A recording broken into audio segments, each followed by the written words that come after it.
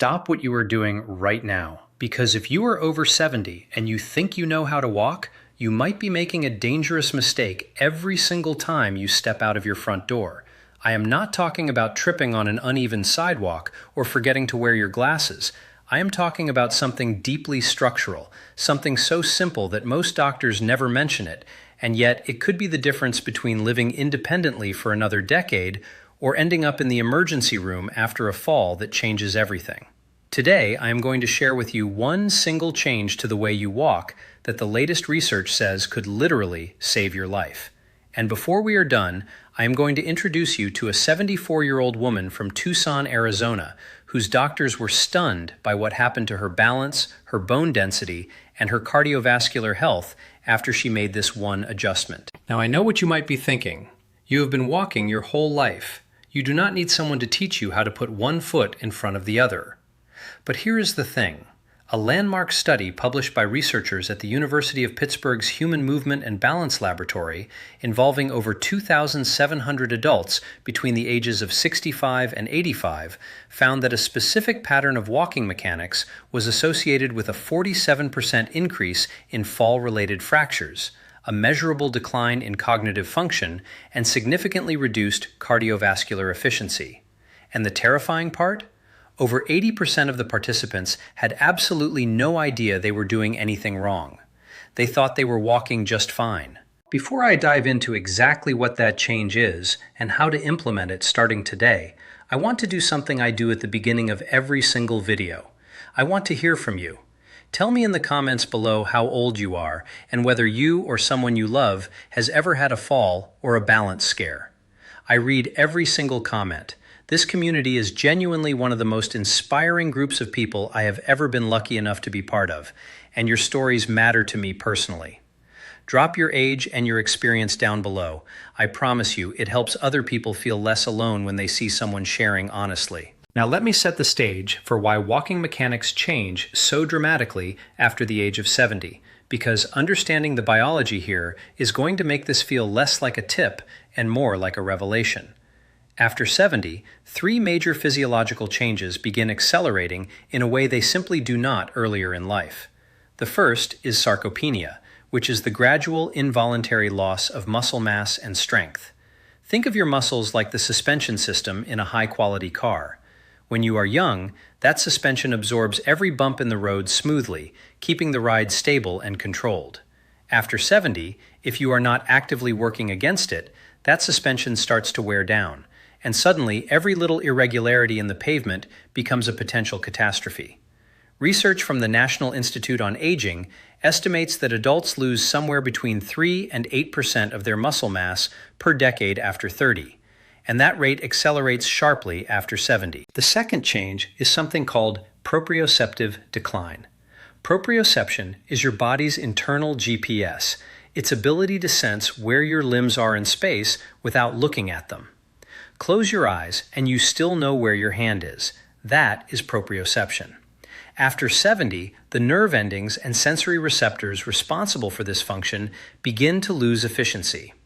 A study from Stanford's Department of Orthopedic Surgery found that proprioceptive sensitivity can decline by as much as 40% between the ages of 60 and 80.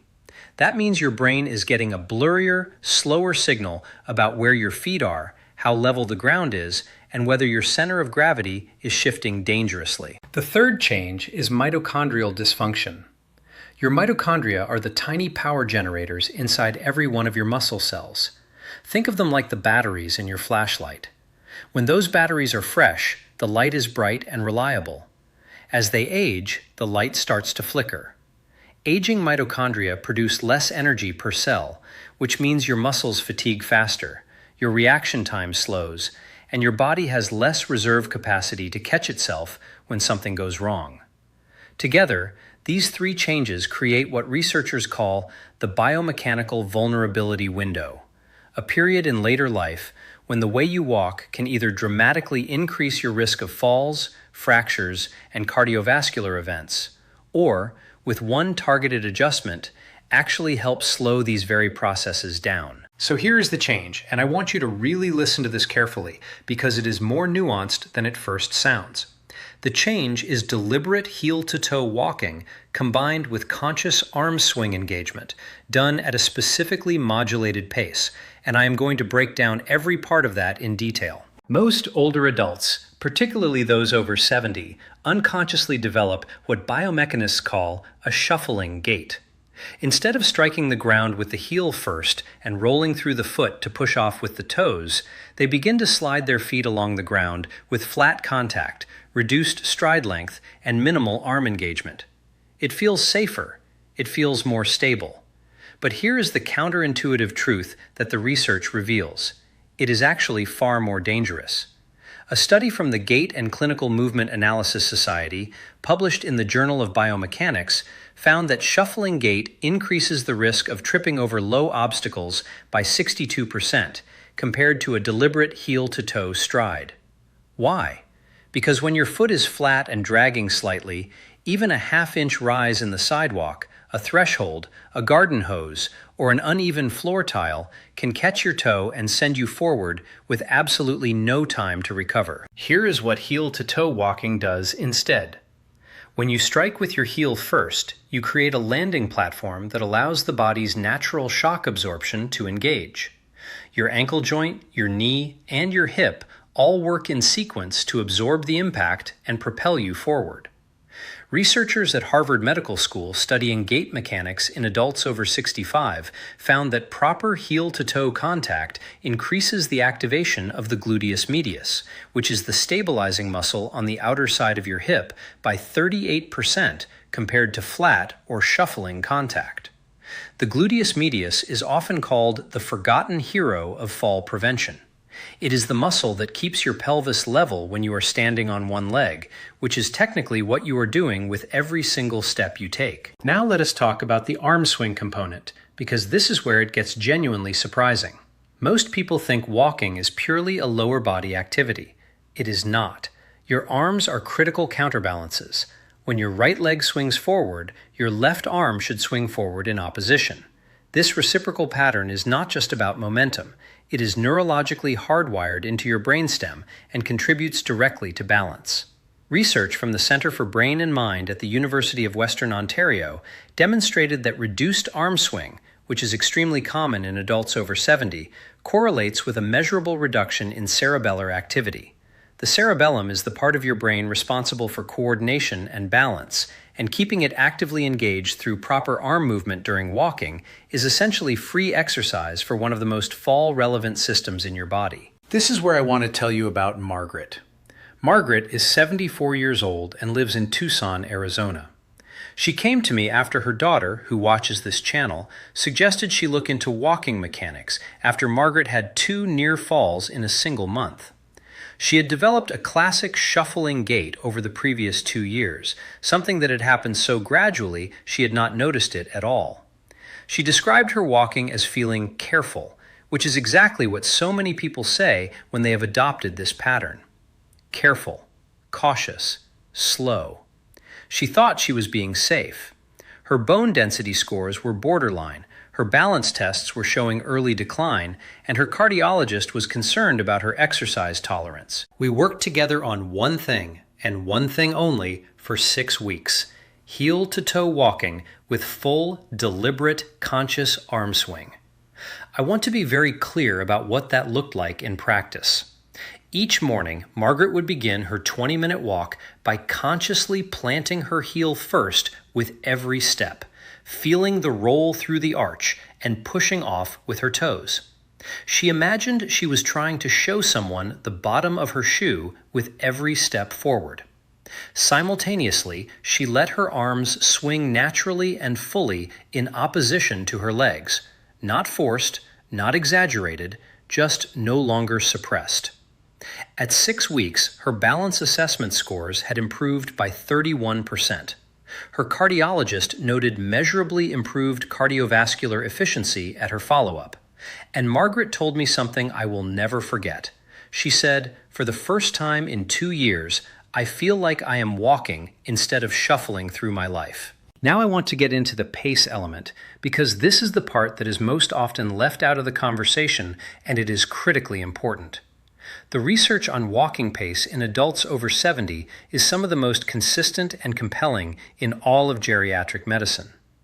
A landmark 2019 meta-analysis published in JAMA Network Open, which pooled data from 9 separate longitudinal studies involving over 47,000 adults, found that slower walking speed was one of the single most powerful predictors of mortality risk in older adults, outperforming many standard clinical biomarkers. And while this might sound alarming, the empowering flip side is that deliberately practicing at a slightly faster than comfortable pace, what researchers call brisk but conversational walking, meaning you can still speak in short sentences but you are working slightly, activates mitochondrial biogenesis. That is the process by which your body actually creates new mitochondria, new power generators, inside your muscle cells. Think about that. You are not just maintaining what you have, you are building new capacity at a cellular level. Research from the Mayo Clinic's Division of Preventive Cardiology found that adults over 65 who walked at a brisk but conversational pace for a minimum of 22 minutes, 5 days per week, showed a 29% reduction in cardiovascular events over a 5-year period, compared to those who walked slowly or not at all. 22 minutes, 5 days. That is the threshold. That is where the biology starts to shift meaningfully in your favor. Now I want to address something I hear all the time from viewers, and I suspect some of you are thinking it right now. What about my knees? What about my hips? What if heel striking hurts me? This is a completely legitimate concern, and I want to give you a nuanced answer. For most adults over 70, the pain associated with walking does not come from heel-to-toe mechanics themselves. It comes from years of compensation patterns that develop to avoid old injuries, from muscle weakness that leaves the joints doing the work that the muscles should be doing, and from inflammation that makes every impact feel larger than it is. Proper heel-to-toe walking, when done on appropriate footwear with adequate cushioning in the heel, should not increase knee pain. In fact, research from the University of Melbourne's Centre for Health, Exercise and Sports Medicine found that adults with mild to moderate knee osteoarthritis who practiced deliberate heel-to-toe walking with proper footwear experienced a 24% reduction in reported pain intensity over 12 weeks, compared to those who continued with whatever gait pattern they had developed. The engagement of the glutes and the hip stabilizers takes load off the knee joint. The muscles are supposed to absorb force. When they are not working properly, the cartilage does instead. Speaking of footwear, let me take a moment on this because it is the synergy piece that makes everything else work. The best shoe for this walking technique in adults over 70 is one with a structured but not overly rigid heel counter, firm lateral support on the outer edge of the sole, and adequate cushioning in the heel specifically. You do not want a flat minimalist shoe for this. You want a shoe that supports the heel strike. The American Podiatric Medical Association recommends that adults over 65 replace their walking shoes every 300 to 500 miles, or every 6 to 12 months if they are walking regularly, because the cushioning in athletic shoes compresses and degrades even if the upper still looks perfectly fine. Walking in a shoe with compromised cushioning is like driving on a flat tire. Everything looks okay on the outside, and the damage is happening silently underneath. I also want to talk about surfaces, because where you practice this matters enormously, especially in the beginning. When you are first retraining a walking pattern, your nervous system is doing something called motor relearning, which is the same process children go through when they learn to ride a bike. During motor relearning, you need a consistent, predictable surface so your brain can focus on the new movement pattern without simultaneously processing variable terrain. Begin on flat indoor surfaces. A long hallway is perfect. A quiet, flat path in a park works beautifully. Once the heel-to-toe pattern starts to feel automatic, which for most people happens between 2 and 4 weeks of consistent practice, you can progressively introduce more variable surfaces: grass, gentle inclines, slightly uneven paths. This progressive introduction of challenge is called perturbation training in the physical therapy literature. And research from the Kessler Foundation's Center for Neuropsychology and Neuroscience found that adults over 65 who incorporated progressively variable walking surfaces into their routine reduced their fall risk by an extraordinary 46% over a 6-month period. If you are getting value from this video and you want to protect your independence, your mobility, and your health as you age, please take a moment right now to subscribe to this channel and hit the like button.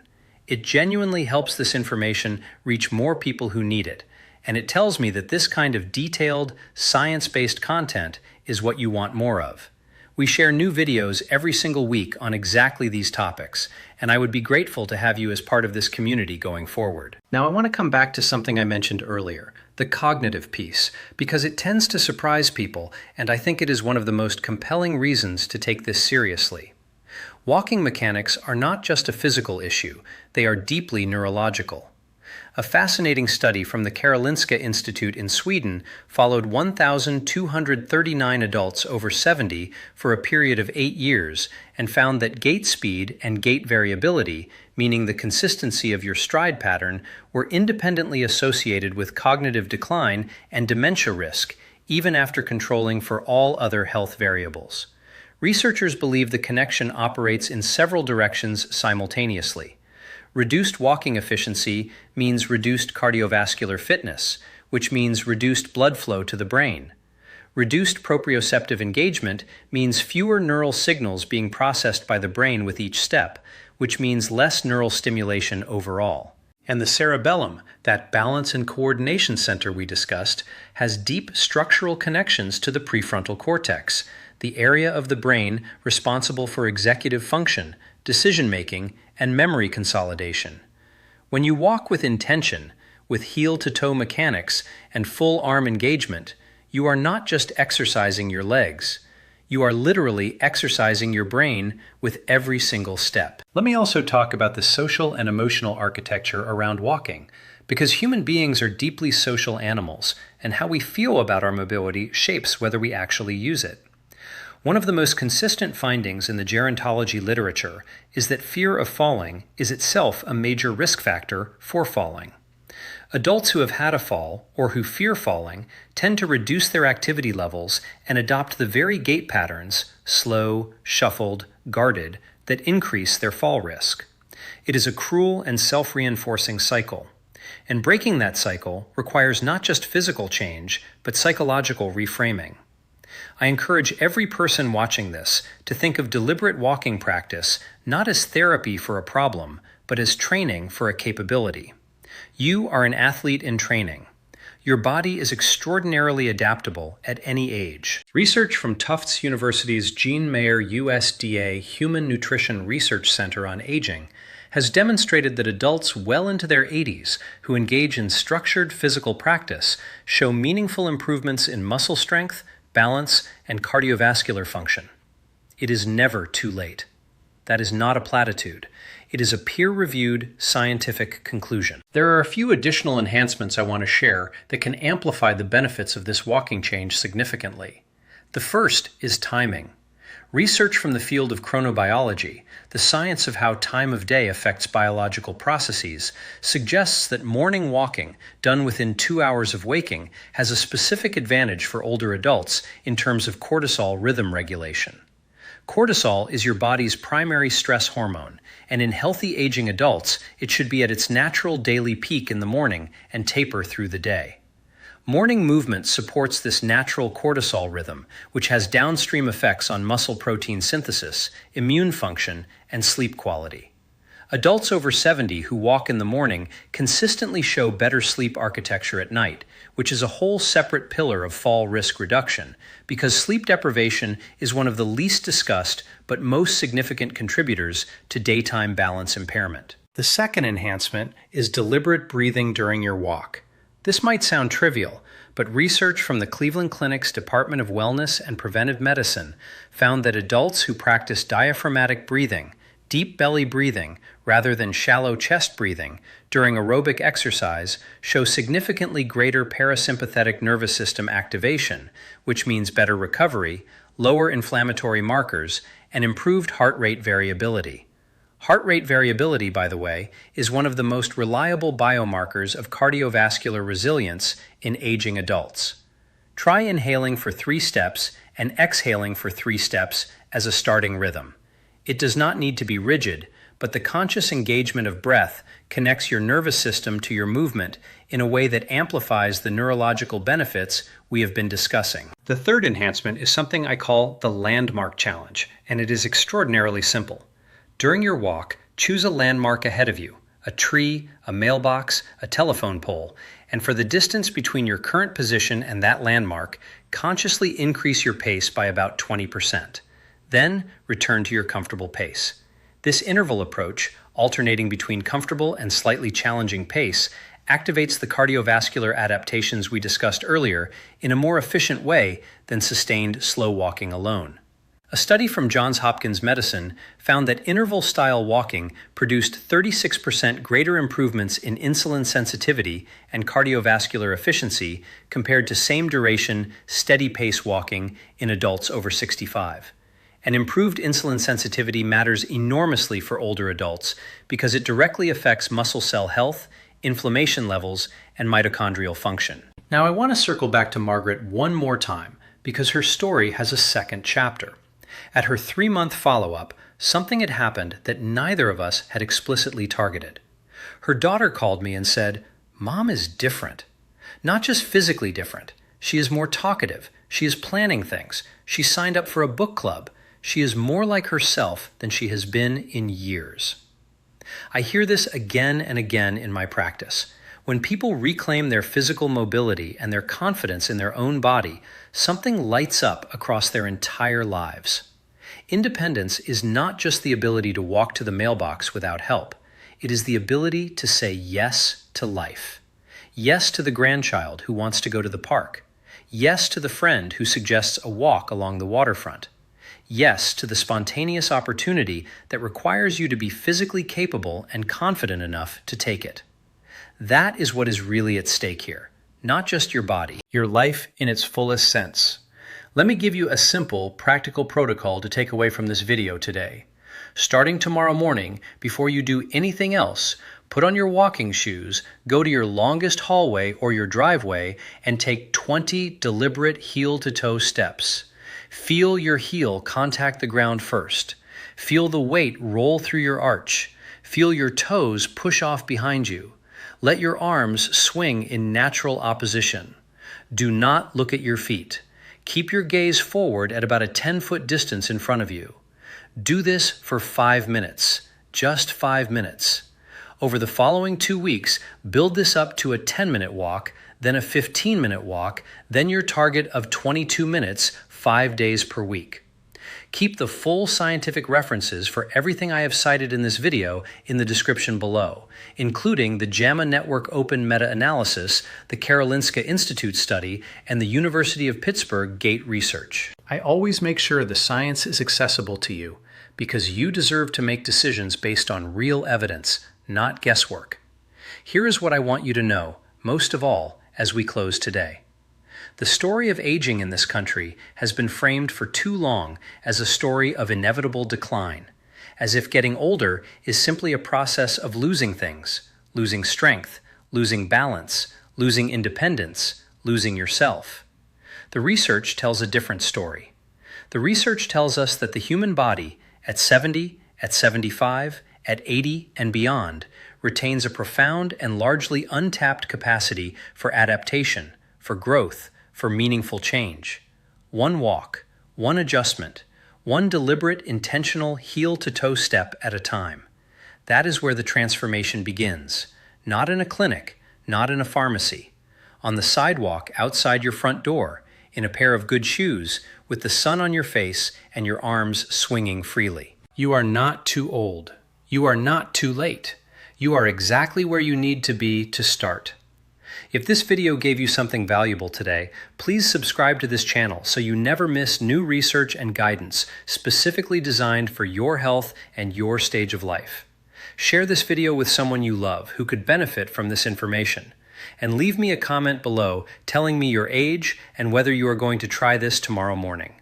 I genuinely read every single comment, and I look forward to hearing how this changes things for you.